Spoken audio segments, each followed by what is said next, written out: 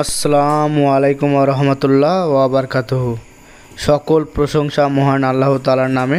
শুরু করছি inverter servicing part 37-এ। Inverter জংফা কোম্পানির 2000 ওয়াট 4-in-1 ইনভার্টার। এই ইনভার্টারটি পাঠিয়েছেন এক ভাই। তো এই ইনভার্টারটা তার শহরে তার এলাকায় একজন মেকানিককে দিয়েছিল মেরামতের জন্য। সেই ইনভার্টারটা পরিপূর্ণভাবে মেরামত করতে পারেনি। তো আমার কাছে পাঠিয়েছে, দেখা যাক এটা আমি মেরামত করতে পারি কি না। খুলতেই দেখতে পাচ্ছি কোনো মসফেট লাগানো নাই, সবগুলোই খোলা অবস্থায়, এমনকি এর মধ্যে রিলেটাও খোলা অবস্থায়। তো আমি এই ইনভার্টারটা খুলে পার্ট বাই পার্ট মেরামত করব। শুধু রিলেই না, এখানে দেখা যাচ্ছে একটা আইসিও লাগানো নাই বোর্ডে। এতটাই চেষ্টা করেছে। তো এই তো দেখুন, একটা পেপারের মধ্যে এই আইসিগুলো দিয়েছে। তো দেখেই বোঝা যাচ্ছে যে সার্কিট বোর্ডের অবস্থা ভয়ঙ্কর করে ফেলেছে। তো এই ইনভার্টারটা সার্ভিসিং যেখানে দিয়েছিল করার জন্য, সে ভাইটি বলেছে বোর্ডের সমস্যা, যার কারণে সমাধান হবে না। তো পরবর্তীতে আমি আইসিগুলো লাগালাম। আইসিগুলো লাগিয়ে তারপরে আমি এটা চেক করব এটার কাজ হয় কি না। আর যে আইসির যে ভোল্টেজগুলো সেগুলো চেক করব, সেগুলো চেক করে দেখব আইসিগুলো সঠিক আছে কি না। যদি কোনো আইসি খারাপ দেখা যায়, সেই ক্ষেত্রে সেই আইসিটা চেঞ্জ করে আমি সমাধান করে দিব। তো আমার চ্যানেলে যারা নিত্য নতুন দর্শক আছেন, অবশ্যই আমার চ্যানেলটি সাবস্ক্রাইব করবেন এবং পাশে থাকা বেল আইকনটি এনাবেল করতে ভুলবেন না। এমনকি বন্ধুদের মাঝে শেয়ার করে দেবেন এই ভিডিওটা। এই ভিডিও শেয়ার করে দিলে আপনাদের আশেপাশে কারো ইনভার্টার থাকলে তারা মেরামত করে নিতে পারবে আমার মাধ্যমে আর আপনাদের শেয়ারের মাধ্যমে। তো চলুন আমরা মূল টপিকে যাই। এটার আমরা যে সাপ্লাই ভোল্টেজ বা বাইসিং ভোল্টেজ যেটাই বলি না কেন, সেই ভোল্টেজটা বর্তমানে নেই। এটা না থাকার কারণ এর মধ্যে একটা আইসি খারাপ, যার কারণে এটার বাইসিং ভোল্টেজটা ছিল না। আইসিটা আমি চেঞ্জ করে দিয়েছি। চেঞ্জ করে এটা আমি সাপ্লাইটা নিয়ে আসছি। এই তো মিটারে দেখলেন ভোল্টেজটা আসছে। তো আমি মসফেটগুলো এখন সেট আপ করবো। মসফেটগুলো সেট আপ করে এটার সমস্যা সমাধান করব। তো আমি প্রত্যেক মসফেটের একটি করে লেগ আমি কানেকশন করে নিচ্ছি। পরবর্তীতে সব পিনে আমি সুন্দরভাবে সোল্ডারিং করব। মসফেটগুলো প্রথমে আগে ভালোভাবে আটকে নিচ্ছি।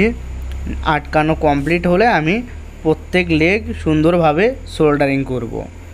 তো যারা মেকানিক আছেন তাদেরকে বলবো, অবশ্যই ইনভার্টারের ক্ষেত্রে সোল্ডারিংগুলো খুব মজবুত হতে হবে। মজবুত যদি সোল্ডারিং না হয়, সেক্ষেত্রে ইনভার্টারটা সার্ভিস ভালো দেবে না। কারণ ডিসি ভোল থেকে এসি ভোল তৈরি করা অনেক শক্তির প্রয়োজন থাকে, যার কারণে সোল্ডারিংটা করতে হবে সুন্দরভাবে, এমনকি নিখুঁত হতে হবে। সোল্ডারিং করার সময় একটি লেগের সঙ্গে আরেকটি লেগ যদি কানেকশন হয়ে যায়, সেক্ষেত্রে ইনভার্টারটা চালুই হবে না, বরঞ্চ ফায়ার করবে। তো সেই জন্য আপনাদের সোল্ডারিংটা করতে হবে খুব সুন্দরভাবে, যাতে সোল্ডারিংটা নিখুঁত হয়। তো আমার সোল্ডারিংটা মোটামুটি শেষ হওয়ার মধ্যেই। তো সোল্ডারিংটা আমাদের শেষ হয়ে গেলে আমরা পরবর্তীতে স্টেপে নেল কাটারের সাহায্যে আমরা লেগগুলো কেটে নিচ্ছি। কারণ লেগগুলো একটু বড় থাকলে নিচে যদি কোথাও যে ঠেকে যায়, সেই ক্ষেত্রে বা লেগে যায়, সেই ক্ষেত্রে ইনভার্টারটার প্রবলেম হয়ে যাবে, অর্থাৎ শর্ট সার্কিট হয়ে যাবে। সেই জন্য আমরা প্রত্যেক লেগগুলো একদম সঠিক যে মাপ হবে সেই মাপই আমরা করে দিব, যাতে আমাদের এই ইনভার্টারটা সেট আপ করার পর কোনো ঝামেলা না হয়। এই জন্য তো আমরা লেগগুলো কাটছি।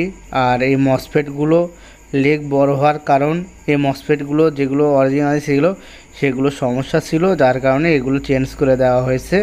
চেঞ্জ করে দেওয়ার কারণে লেগগুলো একটু বড় হয়ে গেছে। লেগগুলো আমার কাটা কমপ্লিট। দেখুন সোল্ডারিংটা কতটা সুন্দর হয়েছে। তো যারা মেকানিক আছেন তারা অবশ্যই এভাবে সোল্ডারিং করবেন। আমি মনে করি কাজের সৌন্দর্যই বড় বিষয়। তো এই ইনভার্টারের এসি সেকশনে যে সাপ্লাই ভোল্টেজগুলো সেগুলো অ্যাকুরেট আছে। তো এখন আমরা মসফেটগুলো লাগাতে পারি।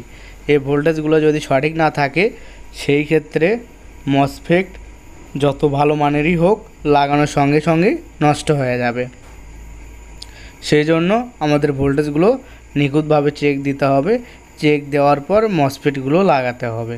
তো এটা আমরা এখন মসফেটগুলো লাগানোর আগে আরেকবার টেস্ট করতেছি ভোল্টেজ সঠিক আছে কি না। তো ভোল্টেজ সঠিক আছে। এখন আমরা মসফেটগুলো লাগিয়ে ফেলেছি। পাশাপাশি এই যে রিলে ছিল এটা নষ্ট, এই রিলেটাও চেঞ্জ করে দিয়েছি।